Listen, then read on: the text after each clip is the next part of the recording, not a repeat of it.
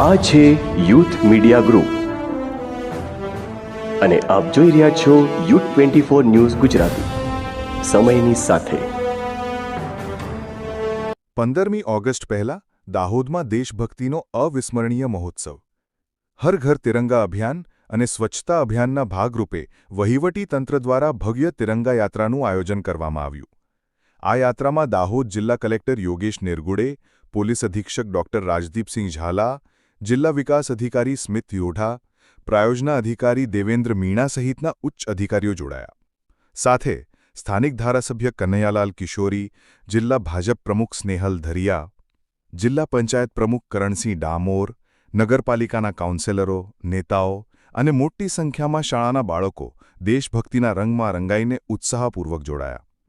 બસ સ્ટેશનથી શરૂ થયેલી આ યાત્રા વિશ્રામગૃહ, તાલુકા પંચાયત, બાબા સાહેબ આંબેડકર સર્કલથી પસાર થઈ બિરસા મુંડા સર્કલ મારફતે છાપ તળાવ સુધી પહોંચી।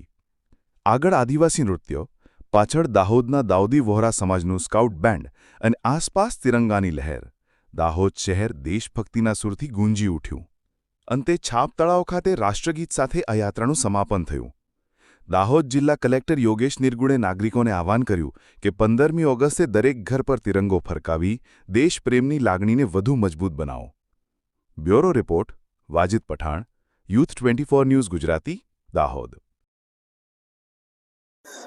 સ્વતંત્રતા પર્વની ઉજવણીના ભાગરૂપે આજે દાહોદ જિલ્લામાં જિલ્લા વહીવટી તંત્ર દ્વારા જે હર ઘર તિરંગા અભિયાન અંતર્ગત તિરંગા યાત્રાનું આજ આયોજન કરવામાં આવ્યું હતું।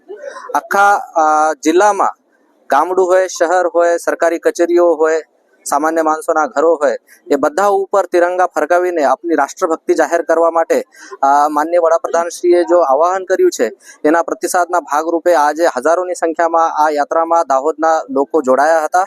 અને આગલા 3 દિવસમાં પણ હું દાહોદની જનતાને વિનંતી કરું છું કે આપના ઘર ઉપર તિરંગા લહેરાવે, એની સાથે સેલ્ફી પણ લે અને એ આપના જો પોર્ટલ તૈયાર કરવામાં આવ્યું છે એના ઉપર અપલોડ પણ કરે। સ્વતંત્રતા પર્વ જો છે એને સારામાં સારી રીતે ઉજવે અને આપના જિલ્લા જો છે એમનું નામ રોશન કરે। ધન્યવાદ। આજે દાહોદ શહેર ખાતે દાહોદ જિલ્લાની તિરંગા યાત્રા દાહોદ શહેર ખાતે મુખ્ય માર્ગો પર કાઢવામાં આવી।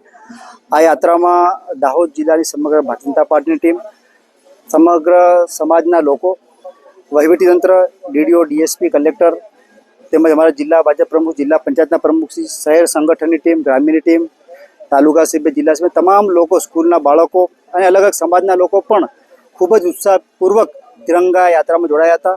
અને જે મોદી સાહેબે જે આહવાન કર્યું છે હર ઘર તિરંગા, કે જે તિરંગાની શાન છે, શાન જળવાયેલી રહે અને વિદેશને પણ આનો ડંકો વાગે, વિદેશને પણ ખબર પડે કે ભારત દેશની એકતાનો મેસેજ જાય વિશ્વમાં, એના ભાગરૂપે આજે દાહોદ શહેર ખાતે ભવ્ય તિરંગા યાત્રા યોજાઈ હતી। એ યાત્રામાં તમામ લોકો જોડાયા હતા અને ખૂબ ઉત્સાહપૂર્વક ભાગ લેતો ભારત માતા કી જય।